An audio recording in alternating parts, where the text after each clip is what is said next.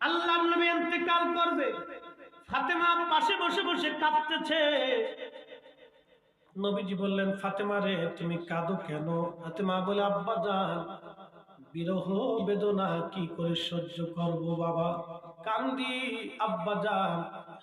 জীবনে কত দুঃখ বেদনা একসঙ্গে পোহাইলাম, আজকে আপনি আমাদেরকে এতিম বানায় চলে যাবেন, বাবার বিরহ বেদনা কি করে আমি সহ্য করতে পারি বাবা। নবী সান্ত্বনা দিয়ে বলে, ফাতেমা রে, কান্দো না, তোমার কানটা আমার কাছে লাগাও। লাগানোর সঙ্গে সঙ্গে নবী ডাক দিয়ে বলে, ফাতেমা রে, তোমার জন্য একটা সুসংবাদ তুমি শুনে নাও। আমার ইন্তেকালের পরে আমার পরিবারের মধ্যে তুমি সর্বপ্রথম ইন্তেকাল হওয়ার পরে আমরা দুই মা এবং বাবা দুইজনে জান্নাতুল ফিরদাউসে এক সঙ্গে মিলিত হব।